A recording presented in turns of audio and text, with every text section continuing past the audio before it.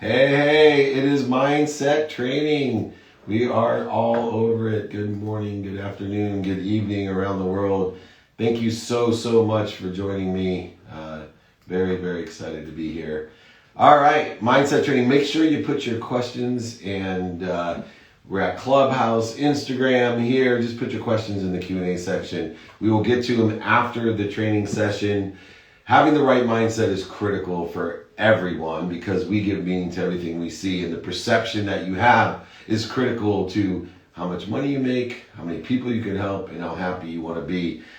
The key to mindset is to know how it's interrelated to, one, the way you feel, your heart set, but also the conscious continuum, right? Our mindset controls our conscious mindset, our subconscious repository mindset, and our quantum mindset, the personality traits, characteristics, obsessions, addictions, our frequency, our own attraction, our energy. All of those things work within the same conscious, the same continuum of consciousness. And that's how important mindset is, the relativity to the heart set and the conscious continuum. So I want to go through just a bunch of different tips on how do I give meaning to everything, how best to give meaning to everything I see, and how it applies to the mindset, the heart set, and the conscious continuum. One of the things relative to mindset is time. And what we want to make sure is that we have a mindset there are no overnight successes or instant success. Everyone starts at the beginning. We all start at nothingness, and then we imagine through our mindset what we want, and it becomes a possibility. Yes, right? A mathematical advantage over nothingness is to think about it. Ideation, imagination puts us into the realm of mindset, a heart set, and continuum of possibility. And we all have to, once we have that possibility, realize that we're all working in different worlds. And we want to make sure that we understand that we live in our own world, and our connectivity is to appreciate how we are connected to everybody else's world that then creates one world. And that only exists through understanding each of us have quantum abilities, potentials. Everyone has different potentials. Everyone has potentials. Everyone is perfect in their own right.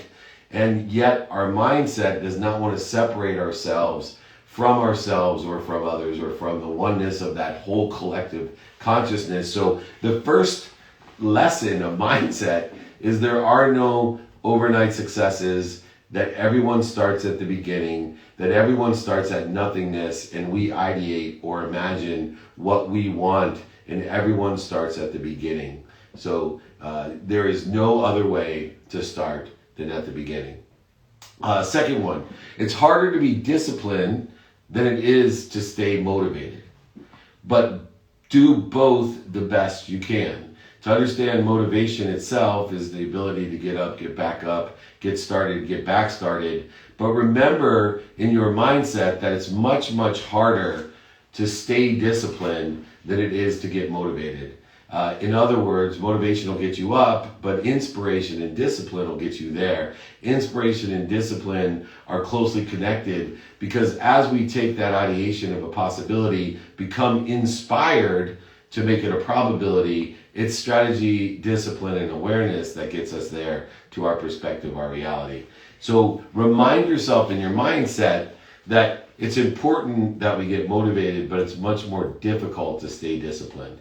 It's counterintuitive, one. Two, the ego has fear when we try to do something that is harder, which is to stay disciplined. That we actually is holding on to no change, and we want to create and allow ourselves to hold on to change, because without change you have no growth, acceleration, no expansion, no learning. But the ego likes to hold on to the no change respect. When people quit, it's usually because they look to how far they have to go instead of how far they've already come and what they've learned. So keep looking forward. Don't stumble on the road blocks behind you, but learn the lessons and remember the lessons and apply the lessons. And that philosophy is called segmentation. It works in the behavior of negative attitude, but it can be the most valuable of all positive behaviors, segmentation, meaning that if we look in front of us with the lessons that we've learned, equipped to utilize those lessons in order to effectuate efficiency, effectiveness, and statistical success, we will have less roadblocks in front of us by utilizing the lessons instead of focusing in on the speed bumps behind us.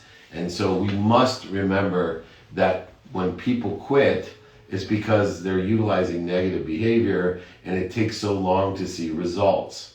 So if you're doing something negative, it's too late when you get the result. And if you're doing something positive, it's usually too far away to see the results, so most people quit. Remember, 99% of all people quit before they're 25% of the way there, before they can actually see any result. Of the 1% that continue on, 99% quit before they're 95% of the way there. And of the 1% of the 1%, they get to 100% of the way there. And those people that continue to be consistent and persistent will get to 200, 400, and 800% of the way there. One of the other things that occur in the mindset is worry. Remember, as my friend Sharon Lecter has always taught me, worry is praying for what you don't want. And so many people use these triggers, especially worrying, to create resistance, voids, and shortages. You cannot worry about where you're going. See, faith itself is a GPS. It's a mindset GPS. If you have faith, you put in where you want to be, right, our destination, and then when we get off track by making mistakes, failures, learning lessons, pain, whatever it may be, the faith is what recalculates the route to put us in a better place, a better situation. Now, the more detailed we are about the destination, shortest routes, no tolls, etc., then we are able to utilize faith again to recalculate according to not only where we're going, but the fastest, shortest, toll roads, no toll roads, etc., of how we want to get there. And that's where knowing your what, your who, your how, and your now work, that faith is your GPS, allowing you to alter and recalculate at all times. In other words, learn from the lessons that presented themselves and have faith that you're going to end up somewhere better, just as if you had a GPS of your mindset. Remember that if you have failures, setbacks, mistakes, pain, that's an indication that you're going to have less regrets. Regrets are interferences, voids, and shortages and obstacles to what we want. There's nothing that we can do to alleviate a regret other than take action and figure out whether or not we can achieve it or what we can achieve by pursuing whatever objective it is. Another mindset, don't focus on staying busy. I hate the word busy. Busy means unavailable. I believe in active. So I'm a very active person, but focus on productivity, accessibility, and gratitude instead of busy. So many people are so busy working, which I don't believe in work either. Work is defined for me as activity I get paid for. So I have activity I get paid for, activity I don't get paid for, productive, acceptable, gracious with it. But most people get so busy working, they forget to make money or they forget to achieve their objective. It feels good because action is the only way we alleviate a negative feeling, right? You can't use logic to get rid of some of the triggers like worry, resentful, anger, anxiety, guilt, any of these different feelings we have. People try to out-logic not only their emotions and the way they feel, but other people's, and it's just a waste of time. Utilizing the focus on productivity, accessibility, and gratitude, utilizing activity you get paid for, activity you don't get paid for, nothing happens until it moves when it comes to feelings. You cannot use logic to change the way you feel. You can worry about something and sit there all day long and tell yourself, don't worry, don't worry, don't worry, don't worry, don't worry, and it'll never go away. You'll keep on worrying. In fact, what you resist persists. You'll be worrying even more and more and more. Whereas if you take action, utilizing a lens of productivity, where you're providing value or service of what you do according to your continuum, accessibility, where you're accessible to others to be of service and of value, and accessing what you want, learning to receive, learning you're worthy of receiving, and of course, gratitude to build that muscle, to find the light, the love, and the lessons in everything you do, to learn to love everything you do. I don't do anything unless I can learn to love it. If I can't learn to love it, I delegate it, or I just don't do it.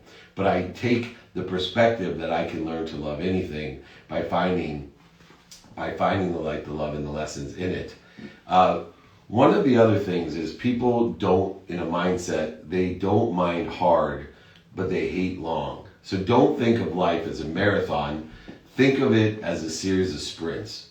A series of painful sprints, hard sprints, fast sprints, and you will get so much farther. I always say you can get from San Diego to Maine at night just sprinting 3 feet in front of you each way. You don't have to know the entire place. So people, remember, they like and don't mind hard, but they hate long. So don't think of life as a marathon. Don't have a marathon mindset. Think of it as a series of sprints that aggregate together, accelerate, grow, exponentially compound upon themselves.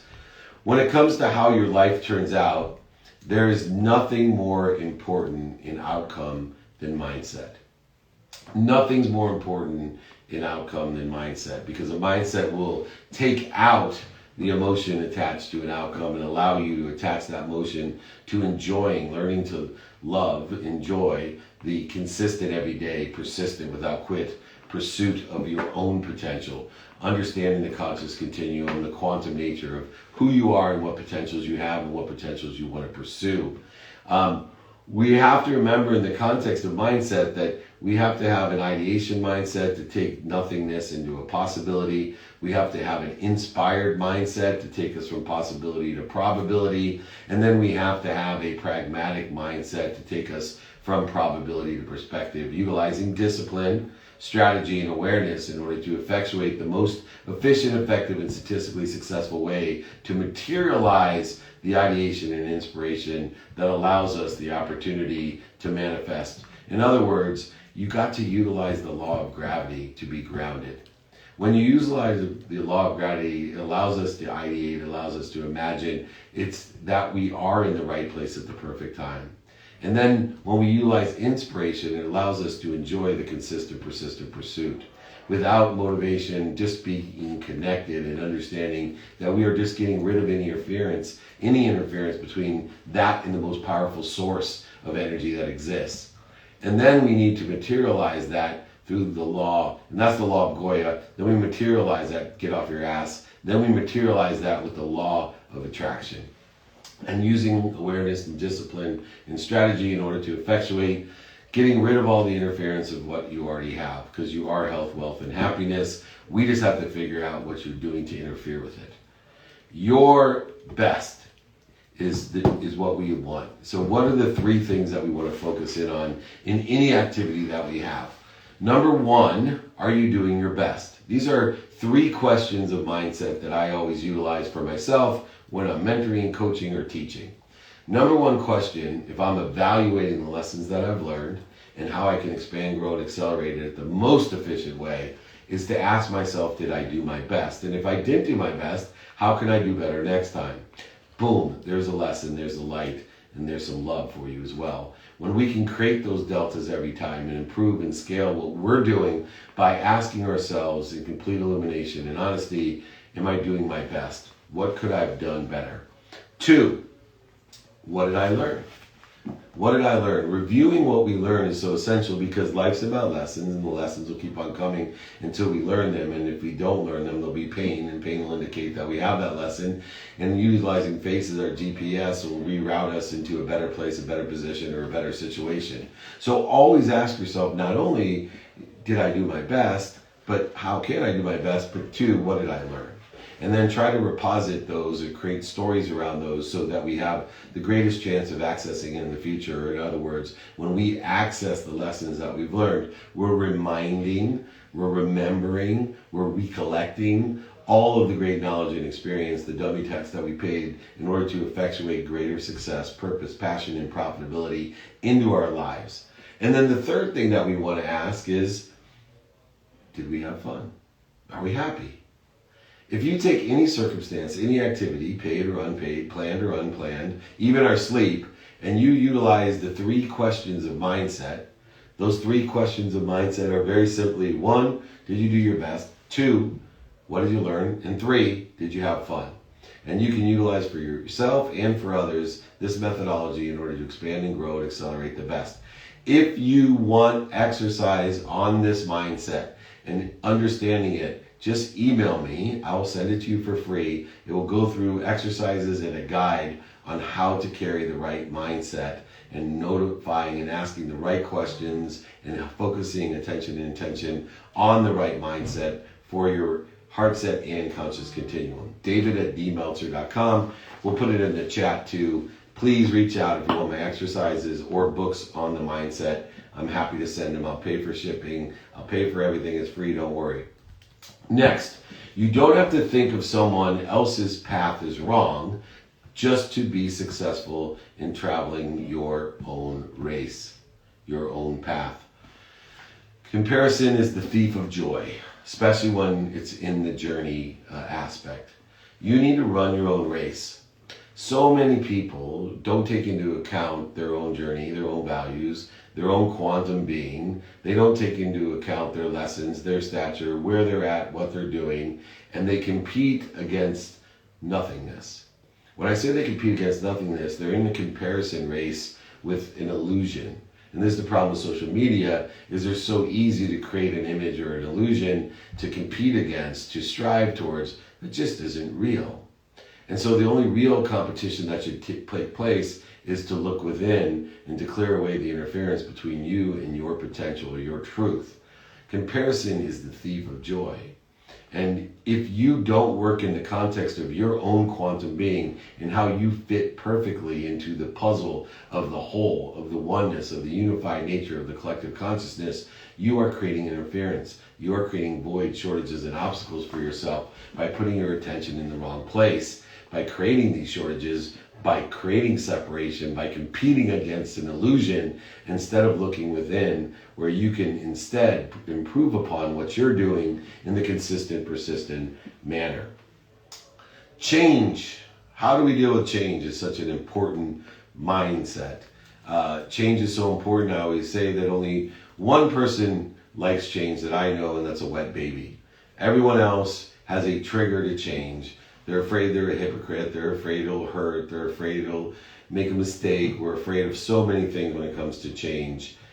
But I have a 3-step process for change. 1, I believe the only certainty is change. So 1, expect it. Expect it. How do we expect it? Utilize the AAA strategy. AAA strategy is 1, if you get alignment, if you're more interested than interesting, and you spend 80% of your time getting alignment with a person, place, or thing, or situation, job, industry, career, whatever it is, 80% of our time with alignment, number 1, then take action according to the alignment that you achieve, taking inventory of your what, your who, your how, your now, and your why, taking inventory of your own values.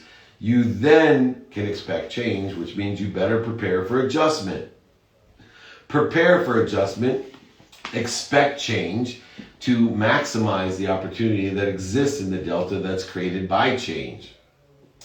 Expect change, prepare for it by getting that alignment, right? Prepare for adjustment, and most importantly, use the lens of productivity, accessibility, and most importantly, gratitude. Use the superpower of finding the light, the love, and the lessons in the change. Instead of finding the void, shortages, and obstacles in the delta, find the light, the love, and the lessons in the delta, in the change. Where the margins of millionaires are made, or is it the margins of bankruptcy are made?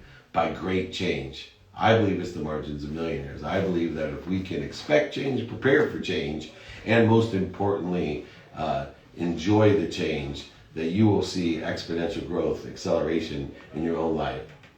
Judgment in conditions, not only receiving but giving judgment in conditions, create so much of our mindset.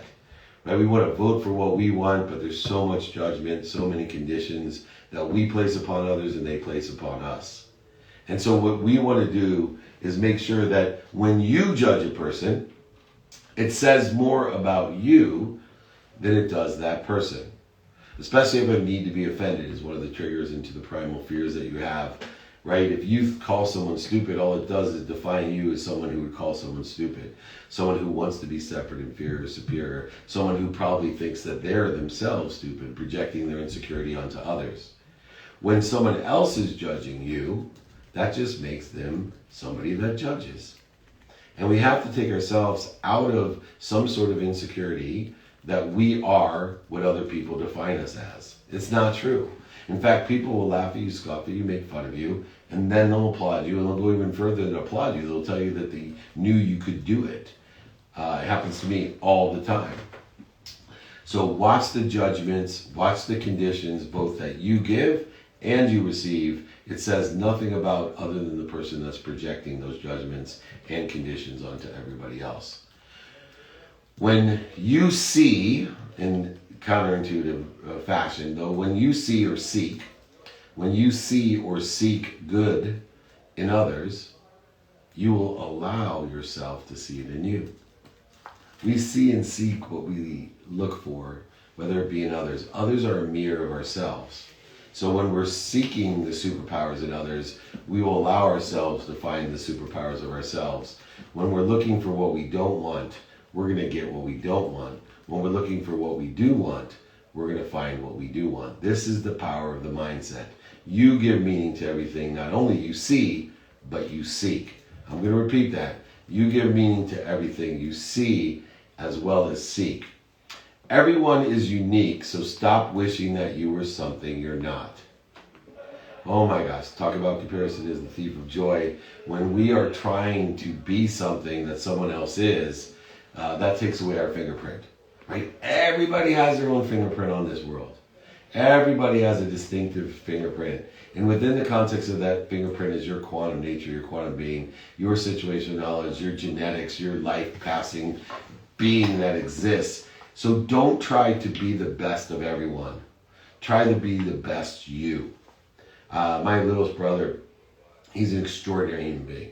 He went to Wharton. He has an MBA from the University School of Economics, an MBA from Columbia. He is an exceptional athlete, intellect, academic, philanthropist, humanitarian. He is unbelievable in so many different things. But he had 5 older siblings that he would compete against, and it was frustrating for him because he wanted to be the best at whatever we were the best at.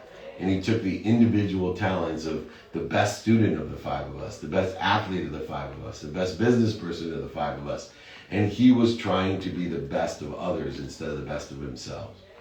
And looking within as he matured and understood that he was phenomenal, and when he started focusing in on who he was, that's when he got the exponential growth and acceleration that he was looking for.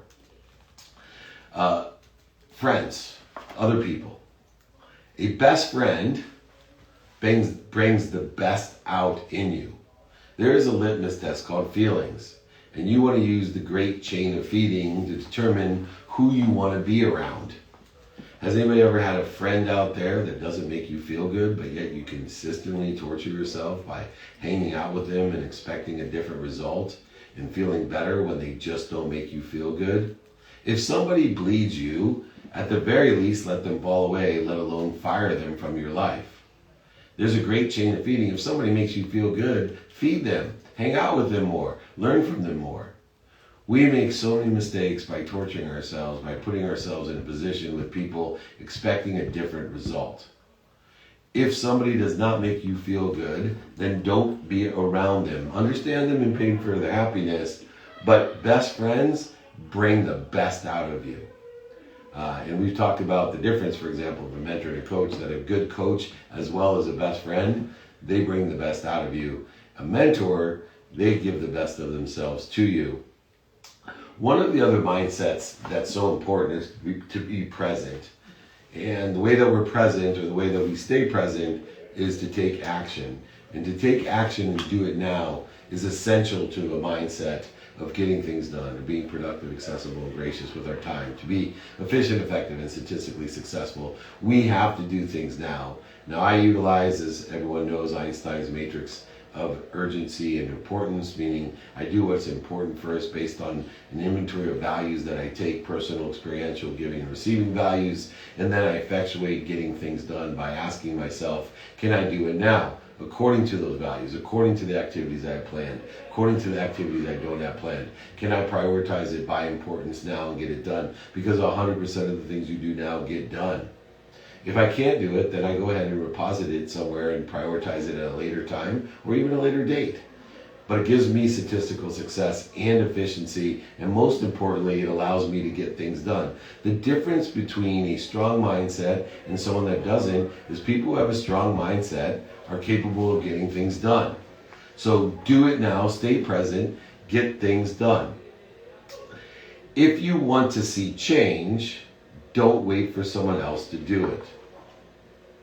If you want to see change, don't wait for someone else to do it. So if you want something that's important to you, you need to do it yourself. And if it's not important to you, you can delegate it, not a problem. You can push it back. But if it's important according to your values, your what, your who, your how, your now, and your why, you got to allow and do it yourself. As it goes down into that chain of variance, you can go ahead and delegate it, ask for help, but you got to get it done if you need it done now. So many of us have a jealous mindset, and that jealous mindset focuses on what's missing. We need to all, so many of us want to be celebrities. And I was saying the other day, my mom gave me a great compliment. I did a celebration for Unstoppable Foundation, and my mom was on there, and somebody said, that, oh my gosh, Dave Meltzer is becoming a celebrity. And somebody else said, no, Dave Meltzer is a celebrant. And I think that's an important mindset to have. My mission in life is to empower over 1 billion people to be happy. My mission in life is to empower others to be happy. My mission in life is to find 1,000 of you by doing these trainings for the last 20 years or more now to help elevate others to elevate others. My mission in life is to give you my book for free to help you empower others to empower others, to give you exercises on mindset. David@dmeltzer.com. Email me. Book, exercise, David@dmeltzer.com. My mission in life is to be a celebrant, not a celebrity. And I want you to have the mindset of elevating others, of empowering others. If I can find 1,000 of you celebrants to celebrate other people, another 1,000 to be celebrants, to celebrate another 1,000, 1,000 times 1,000 is 1,000,000, 1,000,000 times 1,000 is 1,000,000,000. You will have the mindset of abundance. There's 3 worlds that I want you to leave before we get into Q&A. Do you want a mindset of scarcity, of being a victim, of living in a world of not enough of everything, of everyone? Or do you want to live in a world for yourself? Alone. Please. Do you want to live in a world for yourself? A world of just enough for you, where you're buying things you don't need to impress people you don't even like? Or do you want to live in a world of abundance, a world of more than enough of everything for everyone? I'm here to tell you to celebrate yourself, celebrate others, forget pursuing celebrity, and let's all be celebrants and help each other empower others to be happy. Thank you so much. We're going to take Q&A now. Remember, next week's trainings, BYOQ, bring your own questions, I'll bring the answers. It's a Ask Me Anything Friday. We have Ask Me Anything Mondays. Go ahead, if you want my exercise in my book, my mindset exercise, or my book, I'll sign it, send it to you, pay for shipping. David@dmeltzer.com. All you got to do is ask for help. Have some radical humility, illuminate what you need, reach out to me, David@dmeltzer.com. Put your questions in the Q&A session. We have the Clubhouse side of it. I'm going to take a quick question online, and then Christina Madrigal, you'll be up live next, and we'll get right to it. Here we go. What's the biggest mistake you've made recently, and what did you learn from it? Well, the biggest mistake I've made recently, I booked, I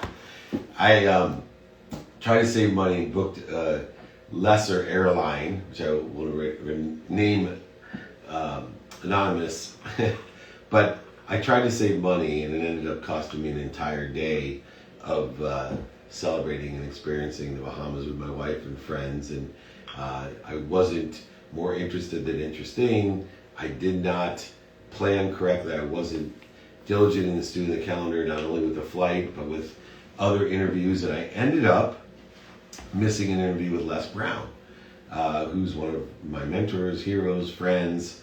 And what I learned from it is that you are a hypocrite, Dave Meltzer. You need to do what you preach and teach, and you need to, one, be more interested than interesting, and two, be a student of your calendar.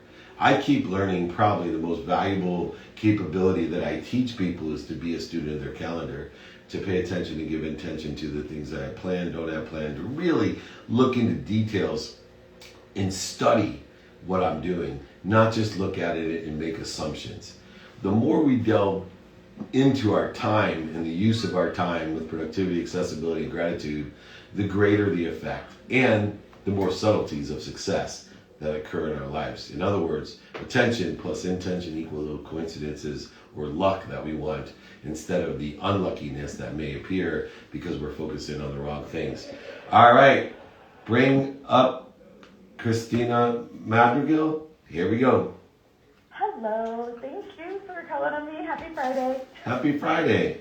Hi. This is amazing. Thank you so much. I'm learning so much. So my question today is, how do you know when to course correct versus stay with something that I'm in a place of learning all of the things like all at once, and so I don't really know what I'm learning and need to continue on, and it might be difficult, or when you're learning pains versus this isn't actually what I need to do, so I need to course correct. Does that make sense on how to find the difference? Yeah, so you're welcome, and thank you very much for always being here. Just a great addition to help everyone with illumination. So coursing, correcting, pivoting, changing our mind, there is nothing except for it. Rerouting is exactly what we do. So what we really want to focus in on is taking inventory of our values every day and not being afraid to reroute and pivot. And that although we may have a certain objective for today, if what we learn from the day changes our objective, that's okay. And so there is no set black or white rule that, okay, this isn't good to do, this is good to do. What I like to do is segment it by the man-made construct of time, the man-made construct of each day, that each day is like a bank card, and I'm given a full bank card, and I'm trying to spend everything on the bank card, because I'm not guaranteed that bank card is not going to be full tomorrow. But the way we fill up the card for tomorrow is through the lessons, adjustments, and rerouting that we made, and not attaching ourselves to an outcome, but attaching ourselves to enjoying the journey, enjoying the consistent every day, consistent, persistent, without quit, pursuit of whatever potential it is we decide for that one day. Each day, just like these short little sprints, is segmented by the lessons that we've learned and the values that have been gained from those lessons, and we cannot live in fear of change. We cannot live in fear to tell people I didn't know what I didn't know. So although some people see it as a start and stop, a black and white, I don't. I see it as every day I am happy where I'm at. I'm at the right place at the perfect time. I determine that by taking inventory of my values, and then I'm angling, utilizing pain, mistakes, failures to reroute myself by angling with everything I have, utilizing that law of Goya, getting off my ass, doing what it takes without quit, and then using faith as my GPS, that no matter what's occurring, the pain, the mistakes, the failures, the setbacks, that those are rerouting me to a better place, a better position. The bigger the pain, the bigger the door, the bigger the place I'm going to be. The bigger the mistake, the bigger the lesson, the bigger the place I'm going to be. So many people cannot use faith as their GPS. They only work within the pragmatic, black to white, A to B, start to finish, instead of thinking things in the context of making sure, one, they're grounded with the law of gravity, having complete awareness they're exactly where they're supposed to be, and being happy exactly where they're supposed to be at the right way at the perfect time. Creating that AAA strategy to angle to what they want using the law of Goya by rerouting through pain, mistakes, failures, and setbacks. To have faith as your GPS, they're going to end up somewhere even better. And when you put that mindset into place, along with your heart set so you don't quit, and utilize the conscious continuum, conscious, subconscious, and unconscious behaviors and beliefs, you will actually get to where you want to be, or even better, faster than you even anticipated. Does that sound fair? Always sounds amazingly fair, and you just, repetition, and God bless you. Thank you so much. Thank you, Christina. All right. Thank you, Chris. We always get big leadoff hitters. That's awesome. Next up, I'm going to take another question online, but Leslie, Ashley, you'll be coming up next. I'll take this question here. How can we use our purpose in order to push past obstacles and difficulties? Well, first of all, determining our purpose is based upon your values, and the purpose in all pushes is that your purpose has to be greater than the pain.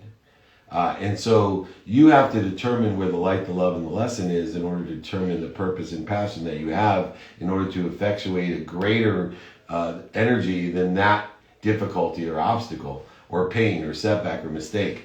If you can always make sure that you're learning to love what you do, that you're seeking in the light, the love, and the lessons, then your purpose will be greater than your pain. You will never feel as if there's shortages, voids, and obstacles. You will not feel as if you need to quit. When you're feeling that way, you're not even 40% of the way there. So you have plenty of energy left to take a moment, stop, drop, and roll. Know what those triggers are that are creating obstacles and difficulties, interfering with what you want, what you already have. And when you can do that, you will always have a purpose that's greater than your pain. You'll always be able to push past, far beyond any obstacles, voids, shortages, or difficulties. All right, Leslie, you're up. Oh, thank you so much. I have a quick question. First, as you talk about inspiration and motivation, I do want to say that thanks for being the great coach that you are. The amount of change and in my life has been immeasurable, and for that I'm grateful. Also, Christina, I want to say thank you to you for your courage and everything that you've been doing on Instagram for this month, and it's very inspiring. And my question is, well, going through your database of all things Dave Meltzer, which is a great resource, by the way, I heard a podcast from Mark Frohnmeyer talking about disruption theory, and it was very intriguing, but when I tried to find more information, it was very overwhelming. So I was wondering if you had any book or resource that you could recommend that I could learn more about that. And this is Leslie, and I'm done. Yeah, no, I do. One would be Dr. Wayne Dyer. And so utilizing and understanding, clearing what you already connected to. I think Sadhguru as well in A Yogi's Guide will talk about that disruption. I think Marshall Thurber is another author, Social Deviance, Perturbation. So if you look up Thurber, Wayne Dyer, and of course Sadhguru, I think you'll get 3 different approaches to disruption and to social deviance or type of perturbation that has occurred from you and what you're connected through. And of course, Connected to Goodness also deals with being connected and clearing that connection. So I'll be happy to send you that. If anyone wants it, just david@dmeltzer.com. I'll sign it, send it to you, ship it. Thank you so much. Those are 3 great authors to use. Does that sound fair? Yes, that sounds great. And I'll reread Connected to Goodness this weekend. Thank you. Let me know what you think. Awesome. Next up is Adam Chioka. I got the pronunciation there. Adam, you're up next. Let me take a quick question online. How do you get out of a space of anger, both in the heat of anger and to reconfigure to make moments of anger less? Well, that's my entire strategy of anger or any triggers that I have. So the first thing is to understand what triggers us to get into fear. Primal fear is when the blood leaves our brain so that we can fight, flee, feed, or the other F word that Gary Vee uses all the time that means procreate.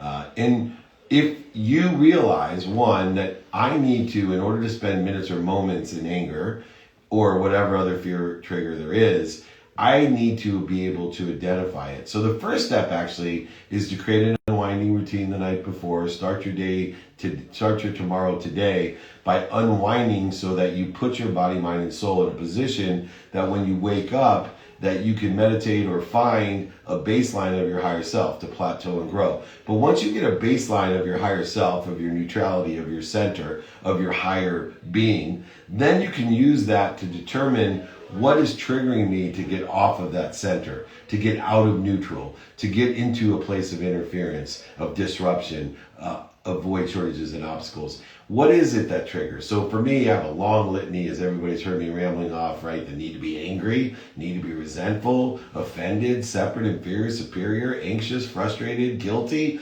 All of these things put me off the center. And the minute I trigger those things, the blood leaves my brain and it goes into my body.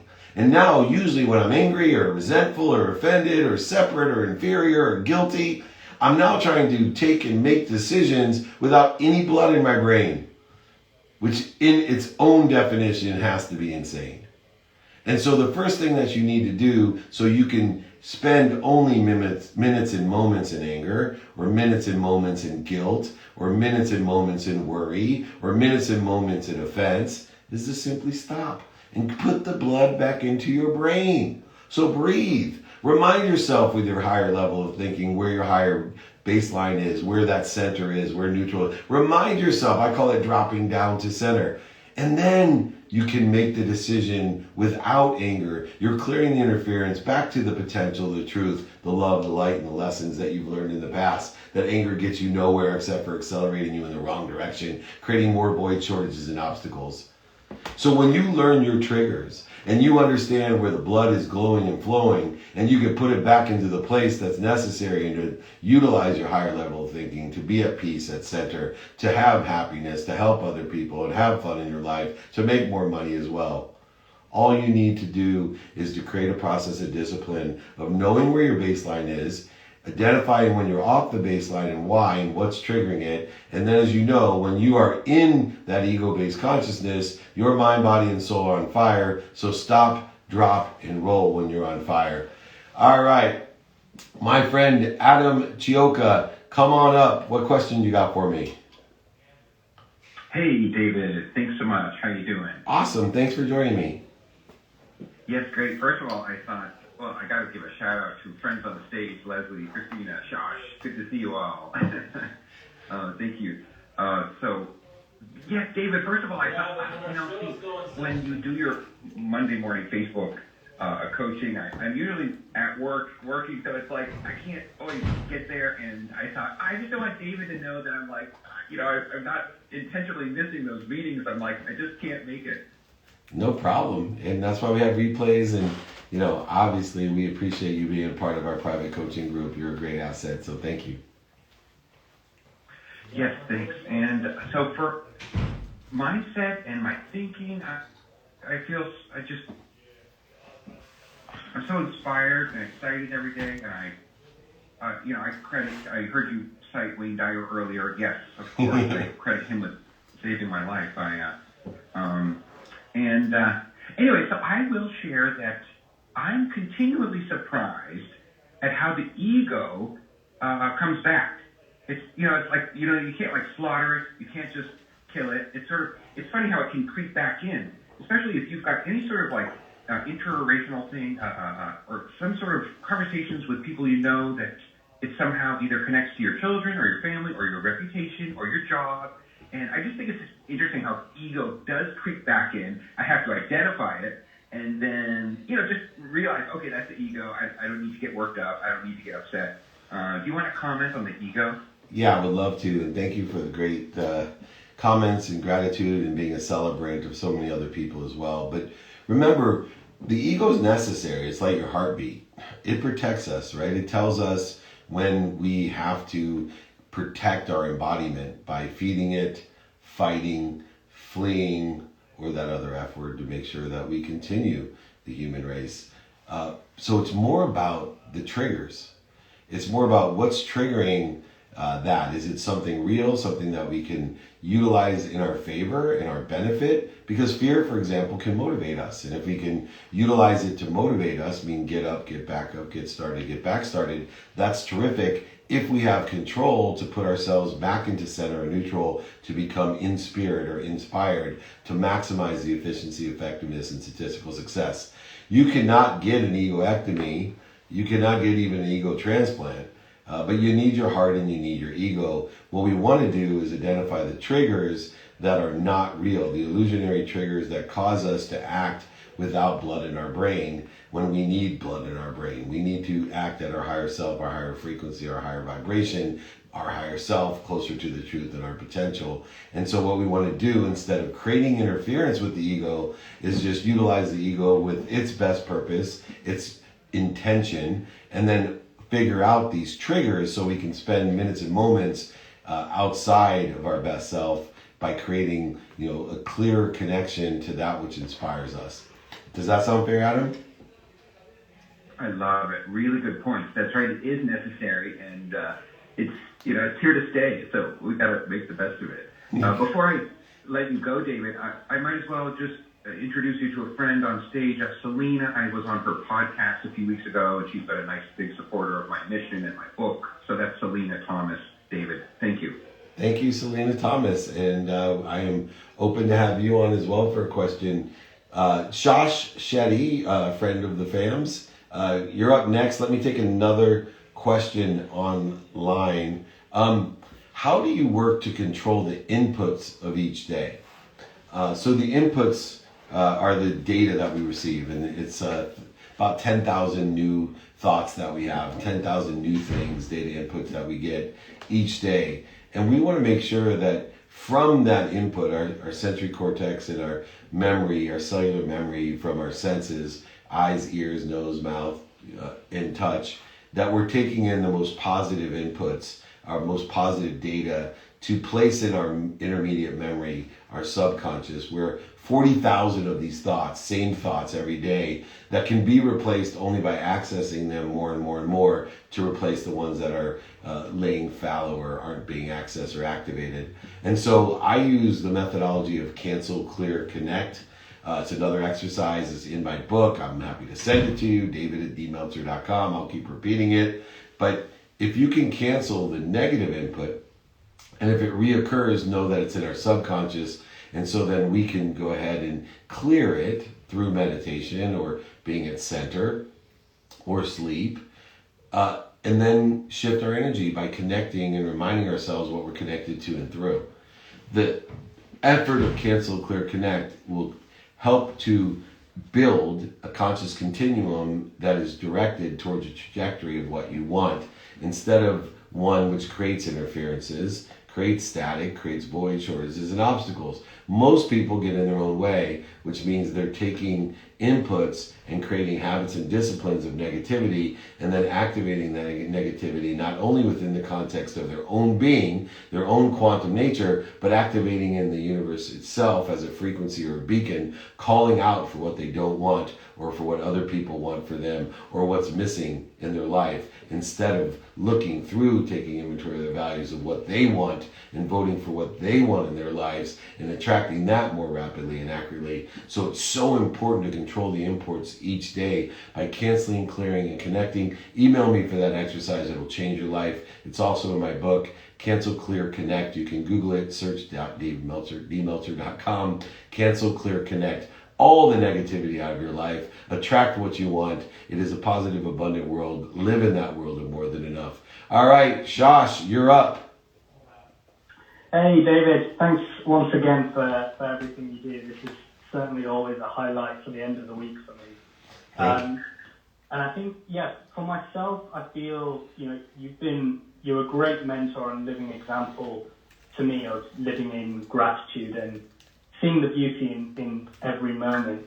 And I think one of the things I really wanted to drill down on is, something that you talk a lot about is using the lens of gratitude by seeking the love, the light, and lessons in everything. And I think one of the things I want to learn and really practice is, for me, you know, after we always interact, I'm in that state momentarily, and I'm really trying to get to a point where my question is, how do you keep cognizant to be in that state, moment to moment, you know, throughout the day, not only, you know, for the day, but as you go, you know, with any sort of reactive situation as well. But, and also secondly, if, you know, every moment is a lesson for us, do you have a process of keeping a repository of those lessons? Thanks. I love it. Thank you so much. Well, first, I utilize time in order to effectuate my behavior as far as it goes from finding the light, the love, and the lessons, learning to love what I do, utilizing productivity, accessibility, and gratitude to manifest or attract what I want, to heal what is already mine, my health, my wealth, and my happiness by determining what's interfering with it. I use time. So I use in my own mind a marker of how I feel, and I see how long it takes me to get back on track. So, for example, if I was going to train people, the most powerful thing I can, the easiest thing I can, just simply to say thank you before you go to bed and say thank you when you wake up. It takes about 0.1 seconds, completely free, but guaranteed exponentially to change your life. It took me 9 months to figure out how to do that every day, to say thank you before I went to bed and when I woke up. I'm literally sitting on stages telling people quantumly, physically, metaphysically, how gratitude changes your life. But yet, like you said, how do we stay disciplined and do it? So I utilize time and reconcile the time that it takes in order to get back on track. So that if it takes me weeks, days, months, or years, or does it take me minutes and moments to get back on track? I'm not going to stumble on the roadblocks behind me. If I forget to do something, I'm going to try to improve so that I don't forget to do it, or I remember to do it quicker, or identify it and then remember to do it quicker. It's a practice. It's a muscle. The more you practice, the more you utilize a muscle, the better it will be. That's the way our being, our conscious continuum is made up of that repetition of disciplines and habits that are formed not only according to our behavior, but our quantum memory, our being. Some things are easier than others. We love to do some things more than others, but you need to find the light, the love, and the lessons and everything, because there is love, light, and lessons in everything. Things and certain things are just easier to love than other things, but you can learn to love them. Just take less time to do so, and use time as a variable in which to allow yourself to improve on the consistent, persistent pursuit of whatever that may be. Secondly, how do we remember the lessons? Do I have a repository of lessons? I absolutely do. I text people, I email them, anywhere I can reposit it so that at the end of the day I can put it somewhere. And the way that I try to remember, remind, or recollect all the different lessons that I've learned in a day and then prioritize them is I tie a story to them, because that is how I remember things much easier. So for example, if I'm going to teach you a question about, or a lesson about being more interested than interesting, I know that's the story about my oldest brother and how he taught me to be more interested than interesting, or being kind to my future self, Lee Steinberg's story. Or could it be just because someone loves you doesn't mean they give you good advice? Going to law school into technology, not being a lawyer story. When I tie that, not only do I remember the lesson better, but I also can teach the lesson better, and my stories always change if I don't write out and memorize the story, which will just be an interference to me remembering the lesson as well as the story. But by just making a note of the story, I can tell the story differently each time, the best of my ability to live to the integrity of the story, or amalgamate it if it is more entertaining one way, or tell different jokes, etc. So I encourage everyone, life is about lessons, but to remember, remind, or recollect the lessons, tie a story, a notation of those stories to those lessons, and you will be a lot better off. But please reposit those lessons, because that's how we grow, learn, and teach and empower others to empower others.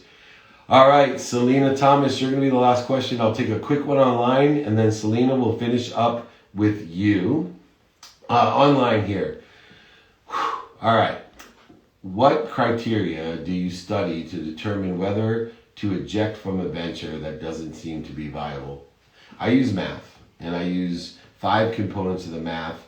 Is that I always am doing an evaluation of the credibility of the opportunity and its quantitative nature of its viability.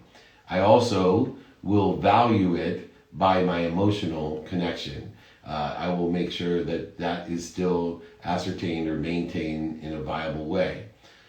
Most importantly, the viability of any type of venture that I'm working within, I will continue to determine the quantitative value of the reasons that I'm engaged in the opportunity, in variances of how much it feeds me, whether or not it feeds me, or does it bleed me, and I will consistently do the math to quantify the reasons I'm still participating and at what level I'm participating in that venture. The impact is another big one. So there may be some things that have a great bleed to it, but it has such a huge impact that I then can equate quantitatively the bleed of the venture to the impact that it has. And a lot of the charitable or philanthropic things that I do have a great bleed to me, but they have such a huge impact. One of the examples that I can give you, talk about lessons and stories, I gave and did 50 birthday parties in 1 year for charity. It was an incredible bleed on me. It was one of the biggest things that I did, but the impact was incredible. 2 community centers, thousands of people's lives changed.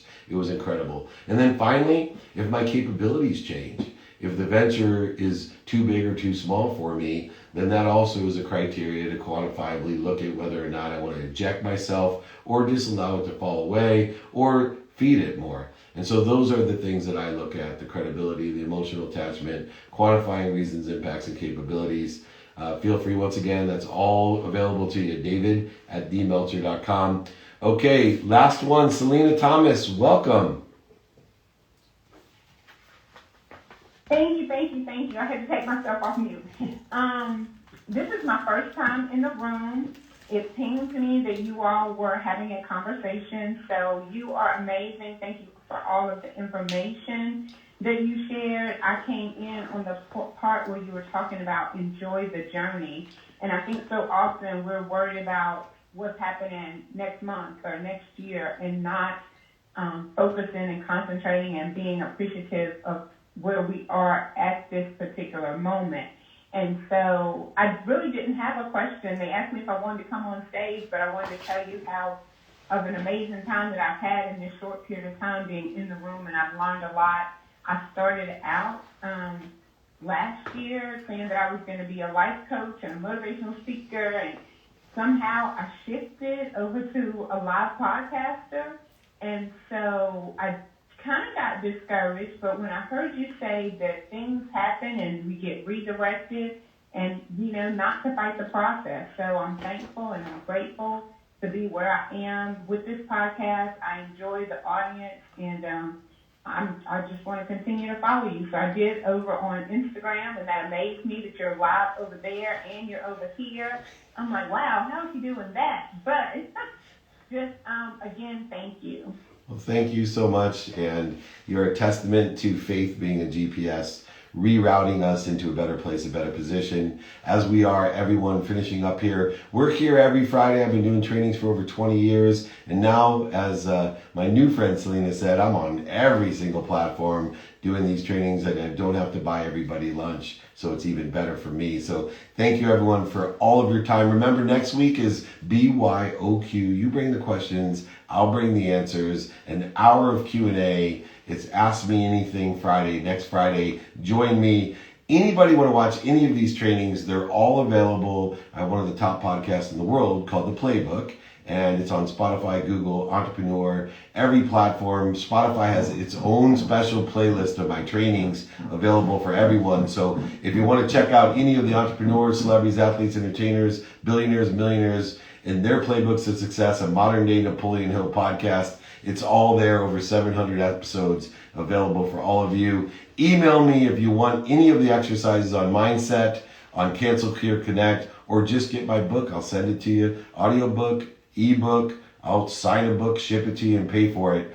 Everybody, most importantly, it's high noon right now here in Pacific time. Be kind to your future self and do good deeds. I'll see you next week. Thank you.